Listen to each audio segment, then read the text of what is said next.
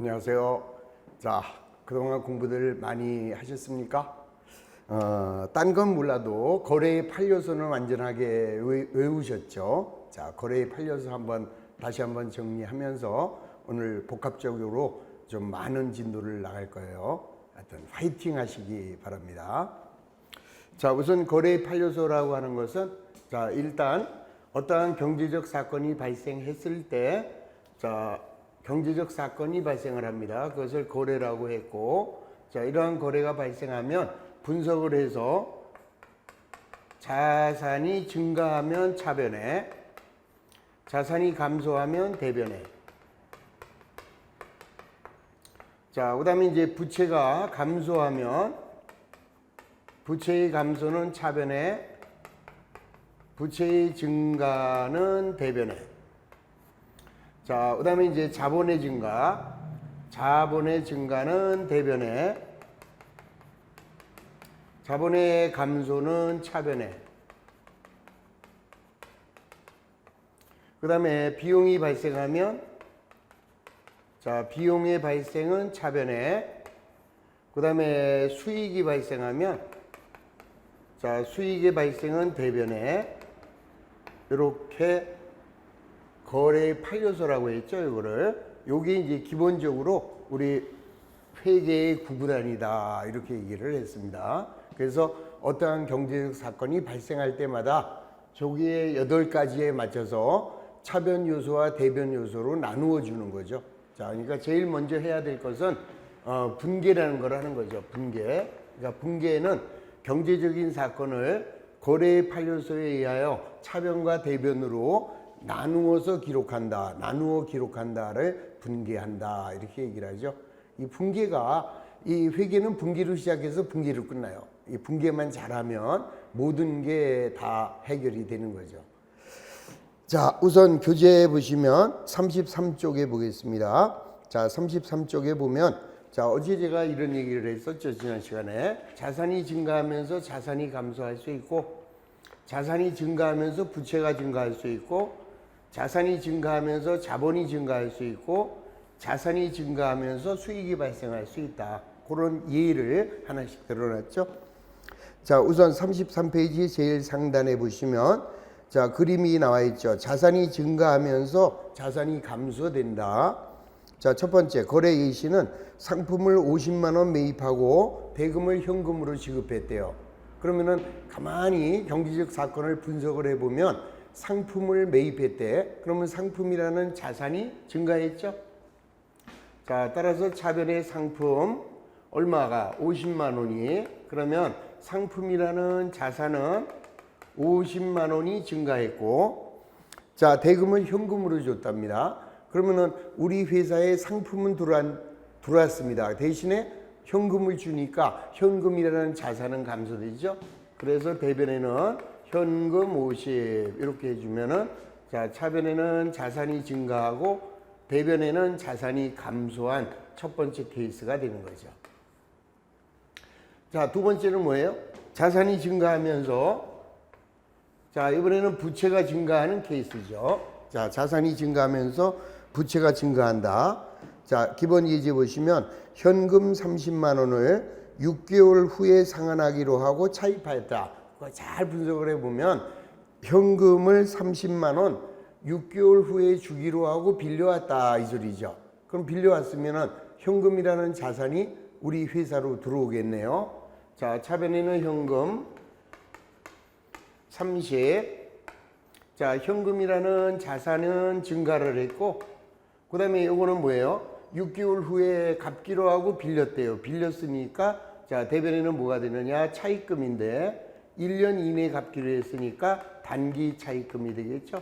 자, 단기 차입금이라는 부채가 30만 원이 증가했죠. 그래서 차변에는 자산의 증가, 대변에는 자산의 감소, 이렇게 거래가 성립이 된다. 자, 세 번째, 현금을 100만 원 출자하여 영업을 개시하였다. 그러면은 현금이라는 자산이 증가하면서, 자, 이번에는 또 다시, 자, 얘를 종잣돈으로 해서 영업을 시작했으니까 자본이 증가되죠. 자, 그러면 차변에는 현금이라는 자산이 얼마가 증가됩니까? 100만 원. 현금이라는 자산은 100만 원이 증가하고, 자, 요만큼 우리 회사에 자본이 생겼죠? 따라서 자본금이라는 자본이 100만 원이 증가하죠? 자, 차변에는 자산이 증가했고, 배변에는 자본이 증가한 케이스. 자, 네 번째, 자산이 증가하면서 이번에는 수익이 발생. 이렇게 거래가 이루어지는 거죠. 자, 이거는 이제 어떤 케이스였느냐? 주어진 조건에 보면 대여금에 대한 이자. 대여금이 뭐예요? 빌려준 돈. 빌려준 돈에 대하여 이자를 5만 원 현금으로 받았대요. 항상 회계의 주체는 우리 회사. 회사로 볼 때는 현금이 들어왔습니다. 따라서 현금이라는 자산은 5만 원이 증가했고, 자, 이 현금이라는 자산이 증가한 이유는 언제나 우리 이 분계는 원인과 결과다 그랬어요. 상품을 사왔어요. 원인. 결과, 현금이 나갔습니다. 이런 식으로 되는 거죠. 그럼 이번에는 5만 원의 현금이 들어왔는데, 현금이 들어온 이유는 빌려준 돈에 대하여 이자를 받은 거니까, 자, 대변에는 뭐가 되느냐? 이자 수익.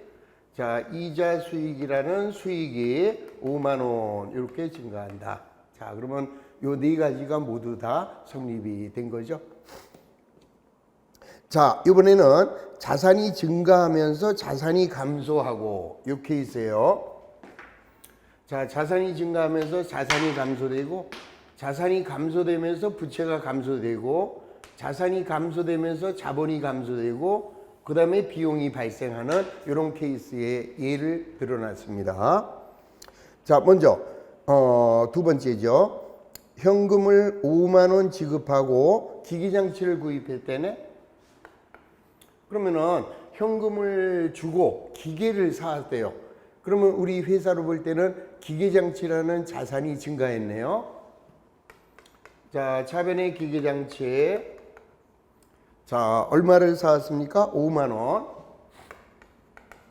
자, 기계장치라는 자산은 증가하고, 자, 대금은 현금으로 줬으니까 현금이라는 자산은 5만 원이 감소한다. 이렇게 되겠죠.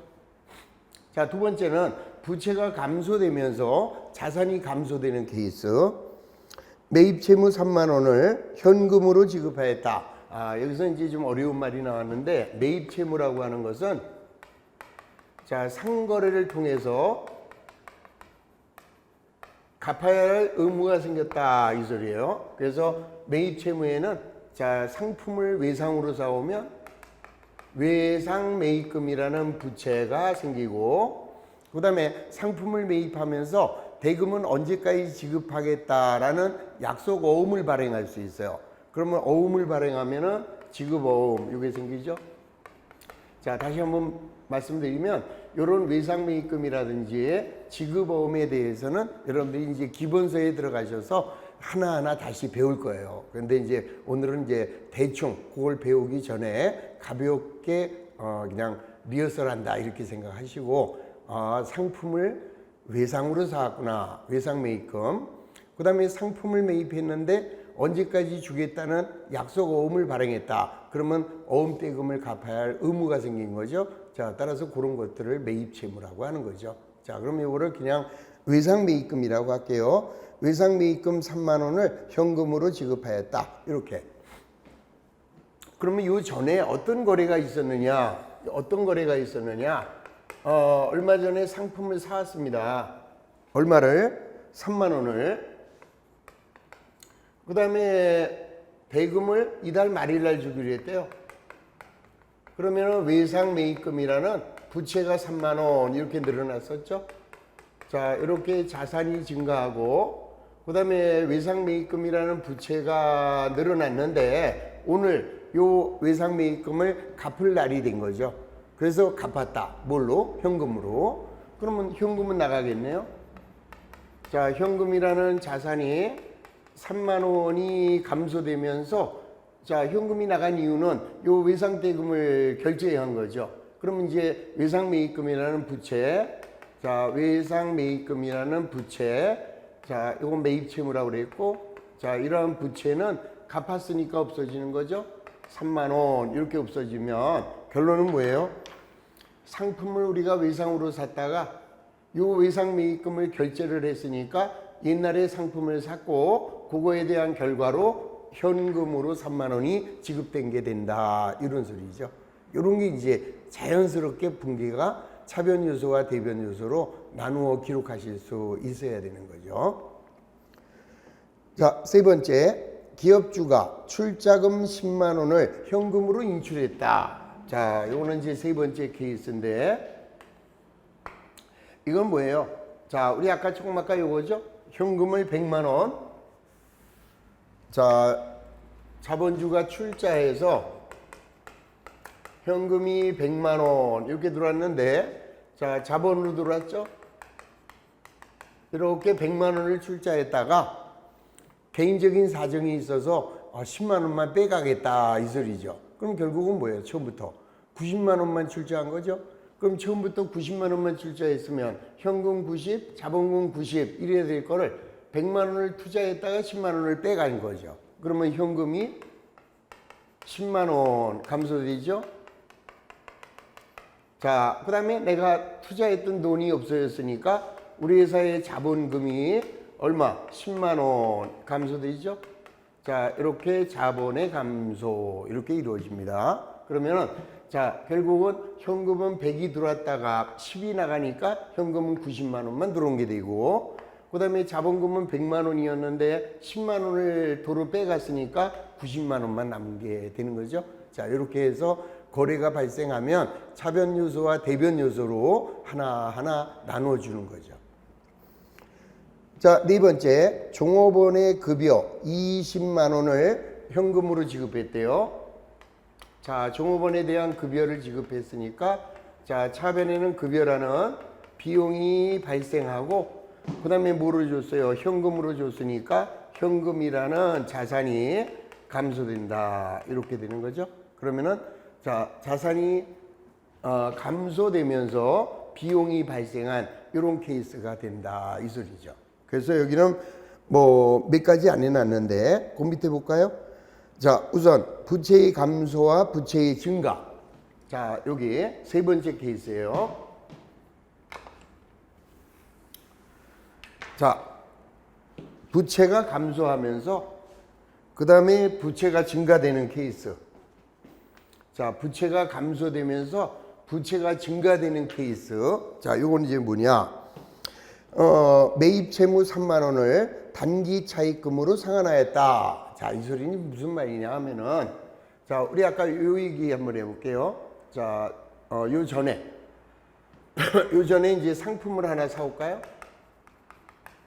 자, 여기 금액을 얼마로 줬느냐? 3만 원을 줬으니까 자, 상품을 3만 원 외상으로 사왔대요. 그러면은 외상 매입금이라는 부채가 증가되죠. 자, 상품이라는 자산이 증가되고 자, 외상 매입금이라는 부채가 증가됐는데 자, 외상 매입금을 달래네. 그러면 갚아야 될 거 아니에요. 자, 외상으로 사왔는데 거래처에서 야, 외상값 좀 줘 이래요. 그럼 갚아야 되는데 내가 돈이 없어. 그럴 때는 어떤 방법으로 이제 변제를 하느냐 하면은 내가 미안한데 언제까지 줄게 하고 약속어음을 발행할 수가 있죠. 자, 그러면은 외상 매입금이라는 부채는 없어집니다. 자, 외상 매입금이라는 부채는 3만 원이 없어지고 자, 언제까지 지급하겠다는 약속어음을 발행했대요. 그러면은 지급어음이라는 부채가 생기죠. 자, 외상 매입금이라는 부채는 감소되고 새로이 지급어음이라는 부채가 늘어나는 거죠. 이렇게. 그러면 요거는 이제 어떤 결론이 나오느냐? 자, 여기 있던 외상 매입금을 여기에서 갚아버렸어요. 그러면은 상품을 어음으로 사온 게 되죠. 그러면 상품이라는 자산은 증가되고 지급어음이라는 부채가 늘어나는 거죠. 이런 케이스도 있고 그 다음에 여기서는 이제 어떤 얘기를 했느냐? 자, 외상 매입금을 달라고 그러는데 돈이 없네? 그럼 어떻게 해요? 빌려서 줬다 이 소리입니다. 그러면 3만 원을 빌려서 줬으면 대변에는 뭐가 생겨요? 단기 차입금이라는 부채가 이렇게 늘어나겠죠. 자, 그래서 여기는 외상매입금이라는 부채는 없어지고 단기 차입금이라는 부채가 증가된다. 이렇게 되겠죠. 그래서 지금 교재에 나와 있는 예시는 이렇게 해준 거고, 자, 얼마든지 이런 거 말고도 부채가 감소되면서 부채가 증가되는 거래를 찾아낼 수 있다. 이렇게 보시면 되겠죠. 요거를 이제 또 조금 어려우시면 이렇게 생각하시면 돼요. 자, 내가 이렇게 볼게요. 상품을 외상으로 사왔었죠? 그런데 거래처에서 외상값 달랍니다. 근데 돈이 없어요. 그러면 달라고 아침에 전화가 왔어요. 오후에 온다고. 그럼 이제 앉아서 고민해야 되겠죠? 아씨, 어떻게 하나 하다가 돈은 없으니까 에이, 안 되겠다. 친구야, 3만 원만 꿔줘라. 그래서 3만 원을 빌립니다. 그러면 차변에 현금이 3만 원이 들어왔죠? 자, 3만 원 들어오면서 자, 단기 차입금이 3만 원 이렇게 해서 자, 현금이라는 자산은 증가했고 단기 차입금이라는 부채가 이렇게 증가했어요. 자, 이런 상태에서 3만 원을 딱 챙겨놨는데 외상값 받으러 왔네. 돈 줘야죠. 자, 그래서 외상값 갚습니다. 외상 매입금이 3만 원. 자, 아까 빌려온 돈 있죠? 요거로 현금으로 3만 원 이렇게 줘버리죠.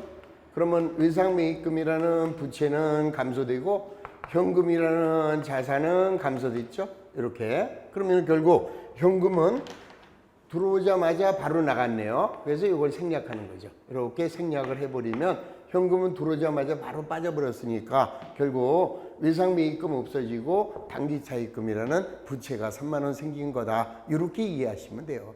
자, 아까 그 내용이 조금 이해가 안 되시면은 자, 이렇게 한 단계, 두 단계에 거쳐서 외상매입금을 빌려서 현금으로 줬다. 이렇게 기억을 하셔도 좋은 거죠. 뭐 크게 신경 쓰지 않으셔도 됩니다.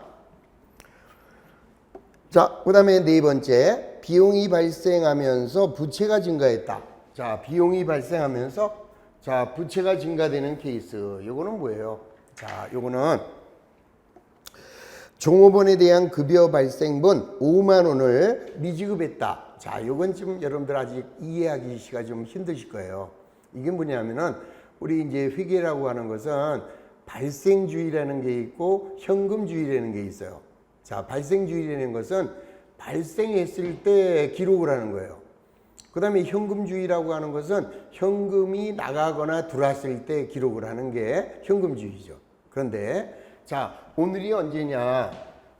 예를 들어서 12월 25일이에요. 오늘 우리 회사는 급여를 줘야 돼요. 그러면 차변에 급여를 줘야죠. 자, 급여라는 비용이 얼마가 발생했느냐? 5만 원이 발생했네요. 근데 회사 자금 사정이 어려워서 미안해. 내가 내년 1월 10일 날 줄게. 좀 참아라. 어렵지만. 이렇게 하고 아직 안 줬다 이 소리죠. 그러면 그 줬을 때 하면 될 거 아니에요? 자, 이건 X1년이고 X2년 1월 10일 날 현금이 나갈 거 아니에요, 현금이. 그러면 현금이 나갈 때 뭐하러 12월 25일 날에요? 1월 10일 날 급여 이렇게 해주면 될 거를. 근데 문제가 생기는 거죠. 어떤 문제가 생기냐? 이걸 그림으로 그려보면 이렇게 되는 거예요. 자, 여기는 2020년이고 2021년이죠. 자, 지금 급여는 언제 발생했느냐? 2020년에 발생한 거죠. 지금 12월 25일 날 줘야 할 급여를 언제 주는 거예요? 지금 2021년 1월 10일 날 지급을 하는 거예요, 이게. 그러면 급여라는 비용은 1월 10일 날 만약에 이거를 급여 이렇게 해버리게 되면 그게 바로 현금주의가 되는 거고, 그러면 그때는 이 급여가 21년도의 비용이 되는 거죠. 근데 우리 회계는 발생주의예요. 발생주의라고 하는 것은 자, 2020년에 발생한 비용과 2020년도에 발생한 수익은 2020년에 기록을 해줘야 돼요. 그러니까 어떻게 해줘야 돼요? 급여는 2020년, X1년이죠, 이게. 그럼 X1년으로 할게요. X1년, X2년이면 급여가 X1년에 비용이 발생을 했고, 자, 아직 안 줬잖아요. 아직 안 줬으니까 여기서 뭐라고 하느냐? 미지급금 또는 미지급급여, 이렇게 해서 부채로 만들어주는 거죠. 이렇게 부채로 만들어주고, 자, 여기는 급여라는 뭐는 발생하느냐? 비용이 발생을 했어요. 그랬다가 X2년 1월 10일 날 현금으로 줄 때는 급여를 준 게 아니라 미지급 급여로 해놓은 거, 얘를 갚는 거죠. 그래서 여기서 미지급 급여를 5만 원 이렇게 죽여버리면 어떤 게 해결이 되느냐? 현금은 X2년에 나갔지만 비용은 X1년으로 다 기록이 되겠죠. 이게 바로 이게 발생주의다. 아주 어려운 얘기를 하고 있어요. 좀 지나면은 여러분들이 자연스럽게 알 수 있는데, 회계를 처음 배우시는 분들은 지금 요게 조금 이해가 안 되실 수 있다. 자, 다시 한번 정리하면 이렇습니다. 자, 조금 어려운 거를 하면은 이런 얘기예요. 자, 여기는 X1년이고 여기는 X2년이죠. 자, 우리가 예를 들어서 집세를 줍니다. 집세를. 그러면 한 달에 집세가 10만 원씩이라고 가정을 할게요. 그러면 X1년도에는 얼마가 발생할까요? 한 달에 10만 원이면 120이 발생을 하겠죠. 자, 그런데 이제 우리는 6월 말일 날 60만 원을 현금으로 줘요. 현금으로 60. 그러면서 임차료 60 이렇게 기록을 하죠. 여기 X1년이에요.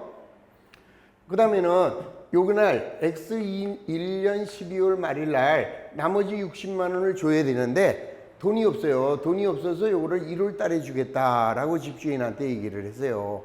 그러면 집주인은 그렇게 어려우세요? 아, 요즘에 코로나 때문에 많이 어려워요. 그러면 뭐 그러시죠. 이래가지고 이제 이 사람이 요때의 집세를 요때 주는 거죠. 요때. 그러면 어떤 문제가 생기냐 하면은, 자, X1년도에는 집세가 60만 원만 지급이 됐고 X2년도에는 얼마가 돼요? X2년도에는 정확하게 장사가 잘 돼서 집세를 다 줬다면 X2년도의 집세는 120이죠? 거기다가 X1년에 못 준 거 60만 원까지 한꺼번에 줘야 되죠? 그럼 토탈 얼마가 돼요? 180이 되겠죠? 그러면 우리 손익계산서를 그려보면은, 자, 여기다 손익계산서를 그려보면은 어떤 현상이 생겨요? IS를 그리면 X1년도에는 임차료가 60만 원이 발생하고, 그 다음에 X2년도에는 임차료가 180이 발생을 하면 우리는 가장 중요한 뭐가 틀려버렸습니까? 자, 우리 손익계산서는 어떻게 하는 거죠? 일정 기간의 비용이에요. 그러면 얘는 X1년 1월 1일부터 X1년 12월 말일까지의 비용이고, 여기는 X2년도 1월 1일부터 X2년도 12월 말일날 비용이 기록이 돼야 돼요. 그러면 얼마로 기록돼야 돼요? 임차료 여기가 120이 돼야 맞죠? 여기가 120이 돼야 맞고 여기도 얼마가 돼야 돼요? 120이 돼야 되는데 우리는 현금으로 X1년도에는 60만 원만 지급을 했고 X2년도에 요 못 준 거 하고 해서 120이 나가면 토탈 180으로 나타나면 이거는 회계의 기간 개념에 어긋났다 이 소리죠. 우리 회계는 어떻게 하라고 그랬어요? 일정 기간의 경영성과를 측정하는 건데 X1년도의 집세는 60이 아니라 120이잖아요. 그래서 이거를 어떻게 해주느냐? X1년 12월 말일 날 집세를 60만 원이 발생했으니까 60만 원 이렇게 비용을 먼저 만들어줘요. 그리고 아직 안 줬으니까 여기다가 미지급 비용이다 이렇게 만들어주는 거죠. 이렇게 만들어주고, 그 다음에 이제 X2년도 1월 10일 날 자, 밀린 집세 60만 원을 이렇게 현금으로 주면 그거는 요걸 안 준 거, 미지급 비용을 준 게 되죠. 자, 그래서 미지급 비용을 60만 원 이렇게 해서 얘를 아웃시키고, 그리고 이제 X2년도에는 120이 임차료로 나가죠. 자, 그러면 임차료가 120만 원이 현금으로 120 이렇게 나가게 되면, 자, 돈은 X1년에 60이 나가고 X2년에 180이 나갔지만 자, 손익계산서에는 어떻게 기록이 돼요? X1년도에 집세가 얼마로? 120으로 이렇게 기록이 되고 X2년도에도 180을 지급했지만 미지급 비용을 60만 원 갚은 게 되기 때문에 여기에도 역시 얼마로? 120으로 이렇게 기록이 됨으로써 발생주의에 정확하게 접근이 된다. 좀 어려워요. 지금은 여러분들이 이해는 못 하셔도 좋습니다. 그냥 그렇겠구나 요 정도만 이해하시면은 아주 잘 따라오시는 거예요. 그냥 개념만 그렇게 잡아주시고 자, 그래서 여기 맨 마지막에 보면 종업원에 대한 급여 발생분 5만 원을 아직 안 줬다. 그러면은 차변에 급여라는 비용이 발생했으니까 급여 아직 안 줬으니까 미지급 급여 또는 미지급 비용 또는 미지급 금 아무렇게나 아주 좋아요. 하여튼 미지급했다라는 것은 아직 안 줬으니까 부채다 이런 소리죠. 자, 이해가 안 되시면 통과하시고 이해가 되셨으면 좀 이상한 거예요. 자, 요게 지금 현재 이해가 되셨다 그러면 조금 이상한 거고 이해가 안 되는 것이 어쩌면은 당연할 수도 있습니다. 이제 그런 거를 하나하나 배우게 된다. 이렇게 이해하시면 되겠습니다. 자, 이렇게 해서 거래의 결합. 자, 우리 거래의 8요소가 어떻게 결합이 되는지 자, 그 정도를 봤습니다. 자, 34페이지에 거래의 이중성과 대차 평균의 원리. 자, 이거는 뭐냐? 우리 어떠한 경제적 사건이 발생을 하잖아요. 자, 경제적 사건이 발생을 하면 서로 원인과 결과에 따라서 한쪽의 원인, 한쪽의 결과, 또 이쪽의 원인이 될 수 있죠. 그리고 여기가 결과가 될 수 있다. 그래서 하나의 경제적 사건이 생기면 차변 요소와 대변 요소로 이렇게 나누어서 적는 거죠. 이게 바로 복식이다. 그러니까 복식부기라고 하는 것은 하나의 경제적 사건이 생기면 차변에도 기록하고 대변에도 기록을 한다. 차변에 50을 적었으면 대변도 50을 적어야 되는 거죠. 자, 차변에 30을 적었으면 대변에도 30을 적습니다. 차변에 100만 원을 적었으면 대변도 100만 원을 반드시 적어야 되죠. 자, 그 다음에 차변에 5만 원을 적었으면 대변에도 5만 원. 이렇게 해서 반드시 하나의 경제적 사건은 이렇게 두 개로 나눈다. 그거를 거래의 이중성이다 라고 하는 거죠. 그러니까 하나의 거래가 발생하면 원인, 결과, 원인, 결과 이렇게 해서 이중 기록을 하는 거죠. 이렇게 이중으로 기록하게 되면 아무리 많은 거래가 기록된다 하더라도 자, 차변의 합계와 대변의 합계는 어떨까요? 1차겠죠? 185만 원이네요. 자, 여기도 다 더하면 185만 원으로 차변 합계와 대변 합계가 일치하게 됩니다. 이렇게 일치하는 것을 대차 평균의 원리다. 대차 평균의 원리다. 이렇게 얘기를 하는 거예요. 자, 그러니까 복식부기는 하나의 경제적 사건이 생기면 차변 요소와 대변 요소에 나누어서 기록한다. 거래의 이중성. 아무리 많은 거래가 기록이 돼도 차변 합계와 대변 합계는 반드시 일치한다. 대차 평균의 원리. 근데 이렇게 했더니 말이에요. 이제 이런 실수를 할 수도 있잖아요. 자, 여기는 5만 원을 적었는데 여기를 안 적거나 또는 뭐 5천 원으로 이렇게 적었대요. 여기는 5만 원, 여기는 5천 원. 뭐 사람이 실수할 수 있잖아요. 자, 보실래요? 자, 차변에 5만 원의 이자를 받았어요. 자, 차변에 현금 5만 원, 대변에 이자를 받았네. 이자 수익 5천 원. 이렇게 쓸 수 있잖아요. 사람인데 뭘 못해요? 자, 얼마든지 실수할 수 있어요. 그러면 자, 이렇게 적었더니 자, 이래 놓고 보니까 여기는 185만 원인데 여기는 180만 5천 원이 되네요. 안 맞잖아요, 이게. 안 맞는다. 그 얘기는 뭐야? 내가 한 게 잘못됐네. 자기가 한 것이 잘못됐다. 잘됐다. 이거를 검증할 수 있는 거죠. 그래서 자, 여기서 이제 세 번째, 자, 이러한 원리에 의해서 자기가 한 것이 맞았는지 틀렸는지를 검증할 수 있다. 그거를 자기 검증 기능을 갖고 있다. 이게 바로 복식부기를 끌어가는 지도 원리가 되는 거죠. 그래서 복식부기라고 하는 것은 이중적으로 기록을 함으로써 차변의 모든 합계와 대변의 모든 합계는 반드시 일치하게 되고, 만약에 일치하지 않는다면 우리가 한 게 틀렸다라는 것을 바로 발견할 수 있다. 그 얘기를 써놓은 거예요.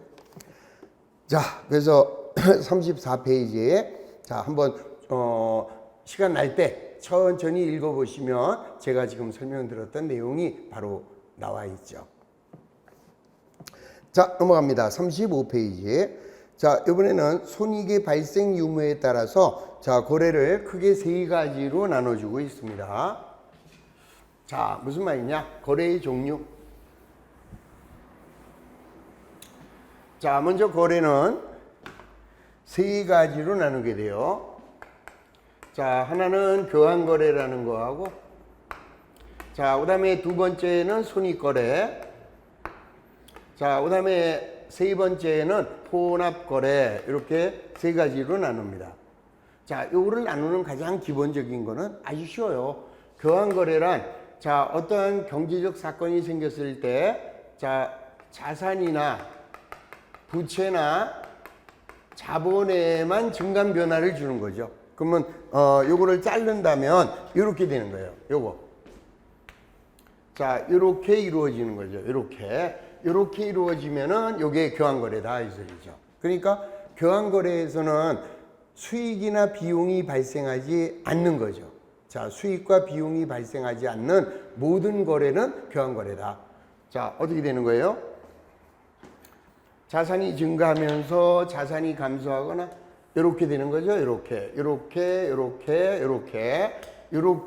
이루어지면 얘네들만 생기지 않으면은 그러면은 교환거래다. 이렇게 이해하시면 됩니다. 자, 그 다음에 두 번째 손익거래는 뭐냐?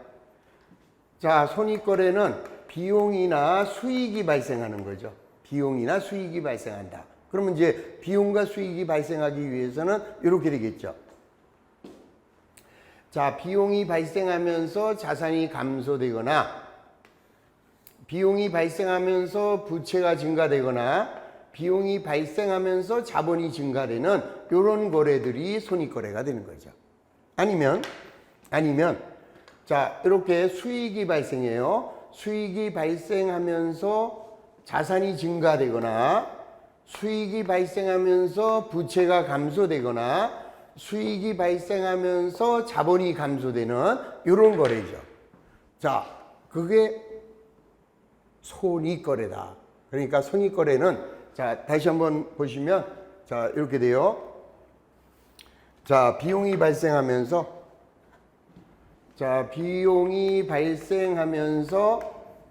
자산이 감소되거나 자, 비용이 발생하면서 부채가 증가되는 거죠. 부채의 증가. 자, 비용이 발생하면서 자본의 증가를 가져다 주면 이런 거래가 손익거래다. 자, 다음에는 수익이 발생하죠. 자, 수익이 발생하면서 자산이 증가되거나 자, 수익이 발생하면서 부채가 감소되죠. 자, 수익이 발생하면서 자본의 감소를 가져다 주면 자, 이러한 거래를 우리는 손익거래 이렇게 이해하시면 돼요. 알고 보면 쉬운 거예요, 굉장히. 그 다음에 마지막 혼합거래는 자, 교환거래와 손익거래가 동시에 만나는 거죠. 동시에. 여기 동시에 이루어지면 자, 이런 거래를 혼합거래라고 한다. 자, 그러면 간단하게 예를 들어서 도와드릴게요. 자, 우선 현금을 100만 원 거래처에다가 6개월 후에 받기로 하고 빌려줬어요. 자, 그러면 이제 현금이 나가네요. 자, 현금이 나가면 대변에 현금 100만 원. 자, 빌려주는데 6개월 후에 받기로 했으니 단기 대여금이 100만 원 이렇게 생기죠. 그러면 얘는 단기 대여금이라는 자산이 증가하면서 현금이라는 자산이 감소됐네요. 그러면은 이런 거래를 교환거래라고 한다 이 소리죠. 자, 교환거래예요. 그 다음에 두 번째, 그러면 6개월 후에 돈을 받기로 하고 빌려주면 이자가 들어오겠네. 한 달이 지났더니 이자가 10,000원 현금으로 들어왔어요. 그러면 차변에 현금 10,000원. 자, 대변에는 이자 수익 10,000원. 그럼 이번에는 현금이라는 자산이 증가하면서 이자 수익이라는 수익이 발생했습니다. 그러면 이런 거래가 손익거래다 이 소리죠. 자, 요거죠, 요거. 자, 수익이 발생하면서 자산이 증가된 요런 거래를 뭐라고 한다? 손익거래라고 한다 이 소리죠. 자, 마지막 혼합거래는 어떻게 되느냐? 6개월이 됐습니다. 마지막 날. 자, 빌려준 돈 돌려받죠? 빌려준 돈을 받으면서 동시에 이자까지 받았어. 그러면은 현금은 얼마가 들어와요? 101만 원이 들어오겠죠? 자, 101만 원 중에는 단기 대여금이 100만 원, 그 다음에 이자 수익이 10,000원. 자, 여기 보시면 단기 대여금 100만 원을 현금으로 받는 거, 요거는 교환거래죠. 그 다음에 이자 10,000원을 현금으로 받는 거, 요거는 손익거래죠. 그러면 하나의 거래에서 교환거래와 손익거래 두 개가 동시에 발생했으니 이런 거래를 혼합거래라고 한다. 이렇게 이해하시면 되는 거죠. 자, 요거는 이제 처음에는 좀 어려워 보이는데 왜? 지금은 거래의 판례서에 따라서 분기하는 과정도 버겁거든요. 그러니까 처음에는 좀 어려워 보이는데 조금 해보면은 아무것도 아닌 게 됩니다. 근데 또 시험에는 또 어쩌다가 한 문제씩 나와요. 이런 거 틀리면 안 되죠. 다음의 거래 중에서 혼합거래에 해당하는 것은 하면은 저거를 찾아내실 수 있어야 되는 거죠. 자, 찾아내실 수 있습니다. 자, 그래서 거기 35페이지에 1번 교환거래. 교환거래는 자산이나 부채, 자본의 증감 변화를 가져오고 수익과 비용이 발생하지 않는 거래이다. 2번 손익거래는 수익이나 비용이 발생하는 거래, 즉 차변이나 대변 어느 한쪽에 수익 또는 비용이 발생하는 거래. 자, 세 번째 혼합거래는 교환거래와 손익거래가 혼합되어 있는 거래. 자, 그래서 거래의 종류는 크게 세 가지로 나눌 수 있다. 이렇게 이해하시면 되겠습니다. 자, 그 다음에 36쪽에 보면 자, 이제 거래의 종류인데 자, 이거 뭐 별로 중요하지 않아요. 자, 요것만 좀 이해하시고 자, 그 다음에 뭐라 그랬느냐? 현금이 들어오느냐 나가느냐에 따라서 현금 거래와 자, 대체 거래 이렇게 나눈다. 뭐 별로 중요하지 않습니다. 그냥 통과하세요, 그냥. 자, 현금 거래와 대체 거래. 요거는 현금이 들어오거나 나가는 거죠. 현금이 들어오거나 나가요. 현금이 들어오면은 입금 거래, 현금이 나가면은 출금 거래. 대체 거래는 현금이 전혀 수반되지 않는 거죠. 그러면은 대체 거래. 아무것도 아니죠. 자, 그래서 우리 아까 어떤 거를 잠깐 했었느냐? 자, 33쪽에 보세요. 자, 33페이지의 맨 위에 보시면 자, 우리 자산의 증가와 결합되는 거래 요소 중에서 상품을 50만 원 매입하고 대금을 현금으로 줬대네요. 현금이 나갔으니까 출금 거래죠. 현금 거래면서 출금 거래. 자, 두 번째, 현금을 30만 원 6개월 후에 상환하기로 하고 차입했대요. 그러면 현금이 들어왔으니까 현금 거래면서 입금 거래. 세 번째, 현금이 100만 원 출자하여 영업을 개시했대요. 그러면 현금이 들어왔으니까 현금 거래면서 입금 거래. 자, 대여금의 이자 5만 원을 현금으로 받았다. 그러면 이것도 역시 무슨 거래예요? 현금 거래인데 현금이 들어왔으니까 입금 거래. 뭐 아무것도 아니잖아요. 현금이 나가면 출금 거래, 현금이 들어오면 입금 거래. 그 다음에 자, 두 번째, 자산의 감소와 결합되는 이 거래 요소. 자, 맨 마지막 거죠. 그 첫 번째는 현금이 나갔으니까 출금 거래, 두 번째도 출금 거래, 세 번째 것도 출금 거래, 네 번째 종업원의 급여 20만 원을 자, 아직 지급하지 않은 걸로 해볼까요? 자, 종업원의 급여 20만 원을 언제 주기로 했느냐? 뭐 예를 들어서 다음 달에 주기로 했다 이래 볼까요? 그러면 우리 아까 어떻게 분개를 했어요? 차변에는 급여, 대변에는 미지급 급여 또는 미지급 비용. 자, 이렇게 하자 그랬죠?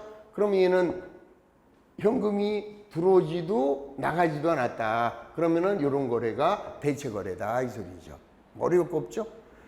자, 상품을 매입하고 대금은 외상으로 했대요. 자, 현금 들어오지도 않고 나가지도 않았죠? 이런 거래가 대체 거래. 그러니까 현금이 전혀 들어오지도 나가지도 않으면 이런 거래는 대체 거래다. 그러면은 이런 경우도 있을 수 있겠네요. 자, 상품을 5만 원을 구입하고, 자, 대금 중 2만 원은 현금으로, 나머지 잔액은 외상으로 하다. 이렇게 나오면 어떻게 되겠습니까? 요거는. 요럴 때는, 자, 일부 출금. 일부는 돈이 나갔고, 자, 일부는 현금의 입출이 없었죠? 그래서 이럴 때는 일부 출금, 일부 대체 이러면 된다 이 소리예요. 뭐 어려울 거 없어요. 그러니까 요거는 현금 거래, 대체 거래 이건 뭐 시험에 나오지도 않으니까 차라리 무시하셔도 좋습니다. 우리 시험에 나올 수 있는 거는 요거 교환 거래냐, 손익 거래냐, 혼합 거래냐 그 정도만 그냥 이해하시고, 자, 거기다가 써놓으시죠. 36페이지에 자, 36페이지에 2번, 3번 둘 다 죽이세요. 3번도 뭐야? 내부에서 발생하면 내부 거래, 외부에서 발생하면 외부 거래. 우리 일반적인 거래는 다 외부와 거래를 하니까 외부 거래가 되죠. 그럼 내부 거래가 있나요? 있어요. 자, 본점과 지점 간의 거래, 본사와 지사와의 거래, 또는 저 공장, 우리 제조업의 경우에는 우리가 물건을 만들잖아요. 그럼 물건을 만들 때 내부에서 회계가 이루어집니다. 그런 거래가 내부 거래인데 신경 쓰지 마세요. 그래서 36페이지에 2번, 3번은 그런 게 있냐라고 그냥 그냥 과감하게 무시하시면 되겠습니다. 자, 그 정도만 하시고, 자, 10분간 쉰 다음에 자, 제가 보충 프린트로 조금 더 분계, 요거 거래 판례서에 따르는 분계 요거를 좀 더 정리를 해드리겠습니다. 자, 10분간 쉬고 계속 하겠습니다.